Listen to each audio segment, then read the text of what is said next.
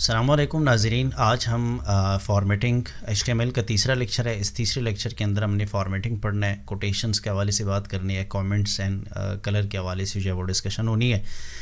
इससे पहले क्लास के अंदर हमने स्टाइल पढ़ा और पैराग्राफ पढ़ा और स्टाइल में भी हमने काफ़ी चीज़ें जो है वो पढ़ी है फॉर्मेटिंग के हवाले से। फॉर्मेटिंग में टेक्स्ट के डिफरेंट किस्म के स्टाइल होते हैं। Formatting elements were designs to display special type of text. इसमें जैसे कि हमारे पास बोल्ड है, स्ट्रॉन्ग, इटैलिक है और बाकी दीगर चीज़ें हमारे पास हैं। इसको अगर आपने यूज़ करना है तो सबसे पहले मैंने पैराग्राफ के अंदर नॉर्मल टेक्स्ट जो है वो लिखे हुए हैं, तो मैं यहाँ पे जो है वो इसको भी ओपन कर देता हूँ यहाँ पे, ताकि हम इसके ऊपर प्रैक्टिस कर सकें। तो ये नॉर्मल टेक्स्ट है, इसकी थोड़ी सी साइज़ भी मैंने बढ़ा दी है जूम के उसके ऊपर। यहाँ से आप जूम बढ़ा और कम कर सकते हैं। बहरहाल मैंने इसलिए किया है ताकि हमें अच्छी तरीके से नज़र आ सके। अब सबसे पहले यहाँ पर मैं बोल्ड टेक्स्ट का यूज़ करता हूँ, इसमें लिखता हूँ बोल्ड टेक्स्ट। तो यहाँ पे अगर इस चीज़ को मैं रिफ़्रेश कर दूँ तो यहाँ पे याद रखिए नॉर्मल टेक्स्ट के हवाले से ये बोल्ड टेक्स्ट जो है वो थोड़े से बोल्ड आपको नज़र आ रहे होंगे। आगे हमारे पास स्ट्रॉन्ग टैग है, स्ट्रॉन्ग के अंदर भी मैं लिख देता हूँ सपोज स्ट्रॉन्ग टेक्स्ट। तो स्ट्रॉन्ग टेक्स्ट को लिखने के बाद इधर जो है मैं यहाँ पे इसको भी कर देता हूँ। इसमें याद रखिए बाज़ टैग ऐसे हैं जो ब्लॉक की सूरत में नहीं है, तो इसको आपने अलग लेना है। बोल्ड से स्ट्रॉन्ग थोड़े से जो है वो बड़े होते हैं, वैसे ज़्यादा कोई फ़र्क नहीं होता, लेकिन बहरहाल होते हैं इसको।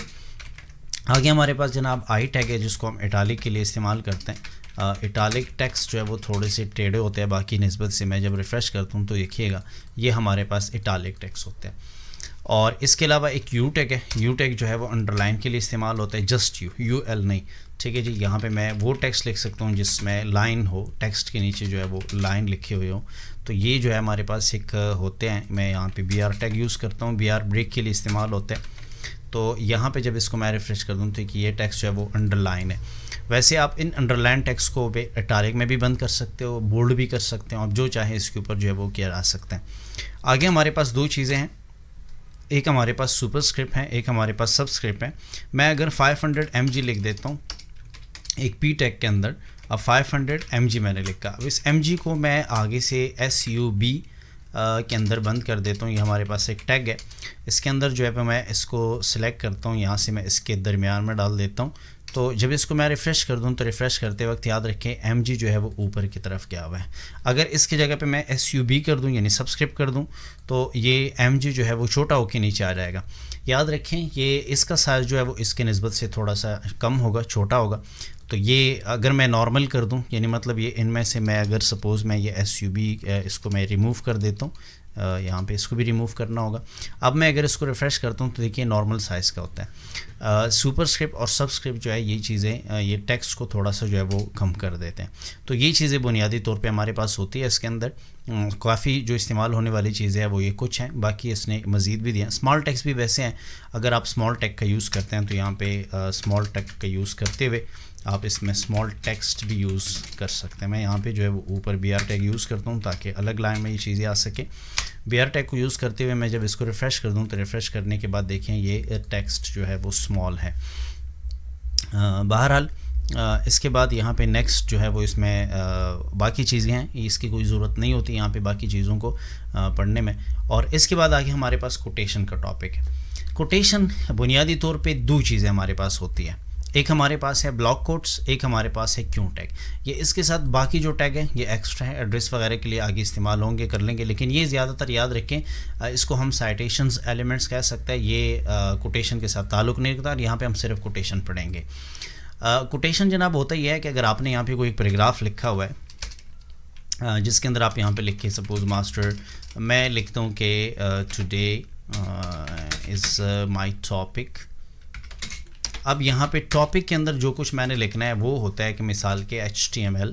अब नॉर्मली हम इस तरह कोटेशन में बंद करते हैं, लेकिन हम यहाँ पे यूँ करते हैं कि यहाँ पे क्यों टैग यूज़ करते हैं। अब क्यों टैग के अंदर लिखता है कि HTML लेक्चर 3। सपोज़ मैंने ये लिखा क्यों टैग बंद करके और मैंने यहाँ पे कहा कि दैट्स ऑल, ठीक, मैंने ये लिखा। अब ये HTML एलिमेंट्स HTML लेक्चर 3 जो है वो मैंने क्यों टैग के अंदर बंद किया हुआ है। तो इसका मतलब ये होगा कि ये याद रखिएगा ये आएगा कोटेशंस के अंदर, जिस तरीके आपको यहाँ पे नज़र आ रही होगी कि टुडे इज़ माय टॉपिक। आगे मैंने डबल कोटेशन, यहाँ पे डबल कोटेशन नहीं लगाया, यहाँ पे क्यों टैग यूज़ किया हुआ है, तो यहाँ पे अगर आप देखिए तो डबल कोटेशन लिखा हुआ है, और डबल कोटेशन जहाँ तक क्यों टैग स्टार्ट है, जहाँ पे क्यों टैग क्लोज है, तो उसी एरिया को जो है कोटेशन में बंद किया हुआ है। बाकी दैट्स ऑल, ये कोटेशन के अंदर बंद नहीं है। तो ये हमारे पास बुनियादी तौर पे एक कोटेशन हम इसको कहते हैं। दूसरा नंबर पे हमारे पास कोटेशन जो है वो ब्लॉक कोट्स है। ब्लॉक कोट्स सपोज हम यूँ कह सकते हैं कि इधर जो है वो मैंने H1 टैग लिया हुआ है, यहाँ पे मैं लिखता हूँ कि सपोज व्हाट इज़ HTML, मैंने ये क्वेश्चन किया। अब आके इसके नीचे जो है वो मैं लिखता हूँ ब्लॉक कोट्स। ब्लॉक कोर्स के अंदर मैं लिख देता हूँ लोरियम टैक्स, तकरीबन 50 टैक्स जो है उसकी डिफिनेशंस के हिसाब से मैं यहाँ पे ऐड करता हूँ। बहरहाल ये वैसे जनरल टैक्स है, आप इसका एक्चुअल डिफिनेशन भी लिख सकते हैं। मैं यहाँ पे राइट क्लिक करके इसको फॉर्मेट डॉक्यूमेंट्स के या control shift alt shift F के ज़रिए से भी कर सकते हैं। तो इसको करने के बाद ये पूरा एक टॉपिक हमारे पास बन गया। इसको अगर हम यहाँ पर रिफ़्रेश करते हैं, इसमें से रिफ़्रेश करने के बाद आप देखें तो व्हाट इज़ HTML यहाँ पे लिखा हुआ नज़र आ रहा है, और ये जो पैराग्राफ एक्चुअल ये थोड़ा सा आगे लिखा हुआ है। दूसरा हमारे पास ब्लॉक कोड इसको कहते हैं। बाज़ औक़ात आपने देखा होगा कि हम जब कोई कंटेंट्स वगैरह लिखते हैं तो उसके लिए हमने ऊपर डेफिनेशन लिखा होता है, मेन जो उसका कंटेंट है वो लिखा होता है, H1 के अंदर हो, H2 के अंदर हो, एंड सो ऑन। मैंने ऑलरेडी पढ़ चुका हूँ कि 6 हमारे पास डिफरेंट HTML टाइटल्स होते हैं, वो कैसे बनाए जाते हैं। उसके बाद ये एक पैराग्राफ है। पैराग्राफ मैंने ब्लॉक कोर्स के अंदर लिखा हुआ है, तो ये एक ब्लॉक कोर्स है जिसको हमने एक छोटा सा ब्लॉक बना दिया, जिसका यहाँ पे भी एक थोड़ा सा मार्जिन दिया हुआ होगा और इधर से भी एक थोड़ा सा जो है वो मार्जिन दिया हुआ होगा, और ये बिल्कुल स्टार्ट से आपको नज़र आते हैं। तो ये हमारे पास ब्लॉक कोर्स वाला टैग है, जिसका इस्तेमाल करते हुए हम इस तरह कुछ टेक्स्ट अगर चाहे तो हम बना सकते हैं। आगे हमारे पास इसमें टॉपिक जो है वो कमेंट है। कमेंट के हवाले से याद रखें कुछ चीज़ें इंपॉर्टेंट है। कह रहे हैं कमेंट वैसे प्रोग्रामिंग के अंदर काफ़ी ज़्यादा ज़रूरी है। प्रोग्रामिंग के हवाले से इस बुनियाद पे ज़रूरी नहीं है कि ये हिस्सा है कोडिंग का हिस्सा नहीं होता। बहरहाल हम अपने साथ जो यूज़र जो लोग जो है वो आपस में प्रोग्रामिंग पे काम, कोई प्रोजेक्ट पे काम करते हैं, तो उस वक्त भी उनके लिए ज़रूरी होता है कि वो आपस में कमेंट में जो है वो कोई कोड एक्सप्लेन कर सके एक दूसरे को। और कमेंट जो है वो असल में ये प्रोग्रामर का जो थॉट प्रोसेस है वो एक्सप्लेन करने की कोशिश करता है। जिस तरीके से मिसाल के ऊपर मैं प्रोग्राम लिखता हूँ, मेरा एक तरीका होगा प्रोग्राम लिखने का, एक अलग अंदाज़ होगा। तो अगर मैं इस प्रोग्रामिंग को किसी और को एक्सप्लेन करना चाहूँगा तो उसके लिए कमेंट लिखना ज़रूरी है। कमेंट जो है वो इंटरप्रेटर जो आप इस्तेमाल करेंगे, जिस तरीके से यहाँ पे इस वक्त मैं VS कोड का इस्तेमाल करता हूँ, तो ये इस इंटरप्रेटर के ज़रिए से जो है वो रीड नहीं होगा, कोडिंग जो है वो रीड होंगे, इसका कोई वो नहीं होगा। यहाँ पे अगर मैं कोई कमेंट यूज़ कर दूँ तो इसका कोई आउटपुट आपके सामने जो है वो आउटपुट नज़र नहीं आएगा, लेकिन फिर भी बहरहाल ये ज़रूरी है इस लिहाज से कि हम अपने कोड को एक्सप्लेन कर सके किसी को। तो यहाँ पे HTML comment are not display in the browser because ये इग्नोर करता है, ये इंटरप्रेटर के ज़रिए से चीज़ जो है वो इग्नोर की जाती है। But they can help documents your HTML source code, लेकिन ये हमारे HTML कोड सोर्स कोड को हेल्प करता है। अब हेल्प करने का मतलब हरगिज़ ये नहीं है कि ये कोड के लिए इस्तेमाल होगा, ये यूज़र के लिए इस्तेमाल होता है। यूज़र अपने लिए भी इस्तेमाल करता है। अगर कोई प्रोजेक्ट के ऊपर वो काम करता है, फिर कुछ देर के लिए, कुछ वक्त के लिए, कुछ महीनों के लिए, हफ्तों के लिए जो है वो छोड़ देते हैं, तो बाद में ओपन करने के बाद जो है वो कमेंट से अपने लिए कोड जो है वो अंदाज़ा लगा सकता है कि कहाँ से कहाँ तक कोड हमारा जो है वो किस मकसद के लिए लिखा गया। तो कमेंट से हम इस किस्म की स्पेसिफिकेशन करता है, कोडिंग के हिस्से जो है वो डिवाइड कर सकते हैं, मुख्तलिफ मकासद के लिए इस्तेमाल करते हैं। अब HTML में जो टैग इस्तेमाल होता है कमेंट के लिए, याद रखिए इसके लिए कोई टैग नहीं है ख़ास तौर पे। सिंपल ये एक स्ट्रक्चर है, नीचे आपको दिया गया, यहाँ पे एक आप कह सकते हैं लेस देन है, इसको हम वैसे एंगल ब्रैकेट कहते हैं HTML की ज़बान में। यहाँ पे मैं इस वक्त लेस देन कहूँगा। ये हमारे पास एक ग्रेटर देन है, इसके अंदर एक एक्सक्लेमेशन साइन है, फिर ये 2 हाइफन है। असल में हाइफन कोई ज़रूरत नहीं है इसके, लेस देन और ग्रेटर देन इनके दरमियान जो है, दोनों के दरमियान हमारे पास एक एक्सक्लेमेशन साइन जो है वो होना चाहिए।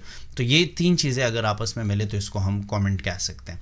आगे हमारे पास कह रहा है कि मतलब notice that there is an exclamation points, यानी एक्सक्लेमेशन जो साइन होता है is the start tag but not at the end tag. इसका कोई बुनियादी तौर पे एंड टैग नहीं है, बस ये एक ही टैग है। इनके दरमियान यहाँ पे जो है वो हमने अपना कमेंट जो है वो लिखना होगा।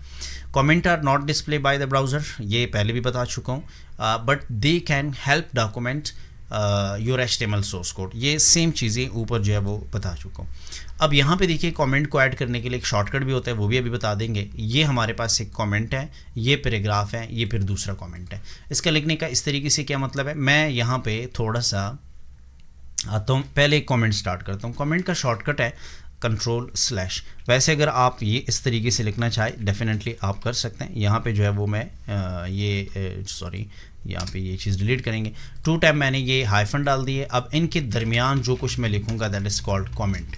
ठीक है जी, मिसाल के ऊपर now we have to start coding. ठीक, मैंने ये लिखा। अब इसको लिखने के बाद ये कमेंट है। कमेंट एक्चुअली वहाँ पे भी बताया गया हूँ कि ब्राउज़र के अंदर इसका कोई वो व्यू नहीं होगा, वो ब्राउज़र के अंदर ये चीज़ें नज़र नहीं आएंगे। मैं यहाँ पे पैराग्राफ लिखता हूँ, सपोज लिखता हूँ दिस इज़ फर्स्ट पैराग्राफ। यहाँ पे मैंने जब फर्स्ट पैराग्राफ लिखा तो ये कोड का हिस्सा है। यहाँ पे लास्ट कमेंट लिख देता हूँ, suppose now we have to close program या कोडिंग। ठीक है, या स्टॉप कोडिंग आप लिख सकते हैं। अब यहाँ पे मैं जब इस चीज़ को रिफ़्रेश करता हूँ, फाइल ये हमारे पास, अब रिफ़्रेश करता हूँ, सिर्फ आपको दिस इज़ फर्स्ट पैराग्राफ नज़र आते हैं। अब ये चीज़ें हमारे पास एक्चुअली कोडिंग का हिस्सा नहीं है। मैं अगर चाहूँ, मिसाल के ऊपर ये पैराग्राफ मैंने लिखा हुआ है, अगर चाहूँ तो यहाँ पे मैं इस चीज़ का एक्सप्लेनेशन दे सकता हूँ कि जनाब the above code is paragraph, this is P tag. ठीक है, तो जब पी टैग है तो पी टैग के अंदर मैंने पैराग्राफ लिखा हुआ है, दिस इज़ पी टैग। या मिसाल के ऊपर मैं लिखता हूँ the P tag is used for paragraph. तो ये चीज़ एक्चुअली हम इस तरह एक्सप्लेन कर सकते हैं कि जनाब ऊपर जो है वो मैंने एक पी टैग लिखा हुआ है जिसके अंदर पैराग्राफ जितने भी आप चाहें लिख सकते हैं। तो बहरहाल यहाँ पे ये एक कमेंट जो है वो दिया हुआ है। वैसे हम अपने प्रोजेक्ट्स के अंदर इन चीज़ों का इस्तेमाल ज़रूर करेंगे, फिर वहाँ पे जो है वो इसकी डिटेल से जो है वो डिस्कशन की जाएगी। नेक्स्ट हमारे पास HTML कलर्स हैं। याद रखिएगा ये डिफरेंट किस्म के कलर्स हैं। HTML के अंदर कोई टोमेटो, ऑरेंज, ये टोटल 140 कलर्स जो है वो इसके अंदर इस्तेमाल होंगे। आप उसको नाम दे सकते हैं। ये कलर्स भी अगर आप इस्तेमाल करेंगे तो ये ज़्यादातर इस्तेमाल होंगे उसके ज़रिए से CSS के थ्रू। स्टाइल टैग आप एट्रीब्यूट आप यूज़ कर सकते हैं। स्टाइल एट्रीब्यूट के ज़रिए से इस चीज़ का जो है वो इस्तेमाल किया जा सकता है। और डायरेक्टली अगर आप इसको इस्तेमाल करेंगे उसके अंदर तो कलर के ज़रिए से आप यूज़ करेंगे। बहुत कम जगहों पे HTML के ऊपर कलर यूज़ होगा। बुनियादी तौर पे इसके 3 डिफरेंट तरीके हैं कलर का इस्तेमाल करने का। एक हमारे पास RGB के थ्रू इस्तेमाल कर सकते हैं, एक हमारे पास हेक्साकोड के ज़रिए से इस्तेमाल कर सकते हैं, और एक हम बाय नेम इस्तेमाल कर सकते हैं। जिस तरीके से यहाँ पे कुछ 8 डिफरेंट कलर्स का नाम यहाँ पे दिया हुआ है, जैसा कि हमारे पास टोमेटो है, ऑरेंज है, टॉजर ब्लू है, और मीडियम सी ग्रीन है, ग्रे कलर है, स्लाट ब्लू कलर है। इसी तरह हमारे पास यहाँ पे डिफरेंट कलर्स हैं। बाय नेम हम टोटल हमारे पास 140 कलर्स जो है वो यहाँ पे हम नाम लिख के यूज़ कर सकते हैं। यहाँ पे मैं इसको दूसरे पेज में ओपन करता हूँ तो देखिए different colours, this is 140 colours name. आप इनमें से कोई भी कलर यूज़ कर सकते हैं। लेट्स सपोज याद रखें इस वक्त हम इसको स्टाइल में यूज़ करेंगे। मैं अगर यहाँ पे मिसाल के ऊपर कोई पैराग्राफ लिख देता हूँ और this is this paragraph use for colour, suppose यहाँ पे मैंने कलर यूज़ किया। अब इस पैराग्राफ के स्टार्ट टैग के अंदर जो है वो मैं यहाँ पे यूज़ करूँगा style tag, background colour use करता हूँ। अब इस बैकग्राउंड कलर को यूज़ करने के मैंने कहा 3 मुख्तलिफ तरीके हैं। एक तरीका हमारे पास है कि हमारे पास 140 कलर बाय नेम्स जो यूज़ होते हैं उनमें से किसी भी कलर का नाम यहाँ पे आप लिखें। सपोज़ मैं पिंक लिखता हूँ, पेरू लिखता हूँ, यहाँ पे हमारे पास ऑलिव लिखता हूँ, ऑरेंज रेड लिखता हूँ, कोई भी कलर आप लिखें। मैं जस्ट ऑरेंज कलर लिखता हूँ। बैकग्राउंड कलर के अंदर मैं ऑरेंज कलर लिखता हूँ, this is the name of orange colour. मैं जब यहाँ पे इसको रिफ़्रेश कर दूँ तो रिफ़्रेश करते वक्त याद रखें जहन में, यहाँ पे देखिए बैकग्राउंड कलर में आपको ऑरेंज कलर नज़र आए और यहाँ पे मैंने बैकग्राउंड कलर को बताया। यहाँ पे लिखा हुआ बैकग्राउंड कलर है तो इस वजह से इसके ऊपर भी बैकग्राउंड कलर अप्लाई हो गया। अब यहाँ पे अगर हम कोई दूसरा कलर यूज़ करेंगे तो यहाँ पे भी आपको याद रखिए वहाँ पे जाने की ज़रूरत नहीं है। इधर आप कंट्रोल प्लस स्पेस को प्रेस करेंगे तो यहाँ पे सारे 140 कलर्स जो आपको वहाँ पे नज़र आ रहे थे तो ये यहाँ पे सारे के सारे आपको यहाँ पे भी नज़र आ रहे हैं। बहरहाल जो चाहें आप अपने लिए ये कलर्स यूज़ कर सकते हैं। फिर आप इसको रिफ़्रेश करके यहाँ पे भी वो कलर इम्प्लीमेंट होते हुए देख सकते हैं कि यहाँ पे अप्लाई हो चुके हैं। पहला तरीका तो बाय नेम। दूसरा तरीका हमारे पास यहाँ पे बाय नेम कलर के बाद जो है वो RGB फॉर्म के। RGB का मतलब ये होगा कि RGB कलर में हमारे पास RGB हम लिखेंगे पहले, तो आगे हमारे पास ब्रैकेट्स होंगे, यहाँ में हमारे पास रेड कलर, यहाँ पे हमारे पास ग्रीन कलर, इधर हमारे पास ब्लू कलर। ये 3 डिफरेंट कलर्स जो है वो हमारे पास यहाँ पे होंगे। अब इन तीनों कलरों को, इन 3 कलर्स, अब यहाँ पे 3 डिफरेंट चीज़ें हमारे पास जो नज़र आती हैं, यहाँ पे 3 वैल्यूज़ हमने देनी है। और याद रखें RGB के अंदर जो वैल्यू आप देंगे तो यहाँ से 0 से लेकर 255 तक 256 तक 255 तक तकरीबन हम यहाँ पे वैल्यू दे सकते हैं हर एक के अंदर। फिर हाँ अपनी मर्ज़ी से आप मिक्स कर ले जो चाहें, जिस तरीके से यहाँ पे आपको दिया हुआ है RGB 25500, ये कंप्लीट रेड आया हुआ है, ये कंप्लीट ब्लू है, ये थोड़ा सा ग्रीन है, इसका कंप्लीट ग्रीन ये नहीं है। इसकी वजह यह है कि 60 रेड और 179 एस ब्लू ग्रीन सॉरी, और 133 एस ब्लू और 113 एस ब्लू। तो ये तीनों कलर का एक मिक्सचर है, तो इस वजह से ये कलर यूँ यहाँ पे आया हुआ है। अब यहाँ पे मैं कोशिश करता हूँ कि इधर जो है वो मैं लिखता हूँ RGB। मैंने जब लिखा तो देखिए red green and blue, there is value यहाँ पे, मतलब स्ट्रिंग वैल्यू नज़र आती है, ये काम नहीं कर रही होगी। यहाँ पे हम देंगे सपोज़ यहाँ पे 50, सॉरी मैंने कंप्लीट आई थिंक डिलीट किया, इधर मैं लिखूँगा सपोज़ 50, यानी रेड मैंने 50 के हिसाब से दिया जो कि 255 तक है, हम दे सकते हैं। इसको जो है वो हमने 90 दे दिया, ब्लू को जो है वो हम सपोज़ 180 देते हैं। इस वक्त अगर आप देखें तो ये एक मतलब सियान किस्म का कलर, आसमानी कलर जो है वो बन गया तकरीबन। उसकी वजह यह है कि मैंने सबसे कम जो है वो रेड कलर दिया हुआ है, फिर उससे ज़्यादा मैंने ग्रीन कलर दिया हुआ है, फिर उससे काफ़ी ज़्यादा या मिसाल के सबसे ज़्यादा 180 जो है वो मैंने ब्लू कलर दिया हुआ है। तो इसको अगर यहाँ से हम रिफ़्रेश कर देंगे तो रिफ़्रेश करने के बाद देखिए ये वाला कलर जो है वो आपने इस हिसाब से बना दिया। बाकी आप अपनी मर्ज़ी से जो कलर बनाना चाहे, जितना वैल्यू आप देना चाहे आप दे सकते हैं।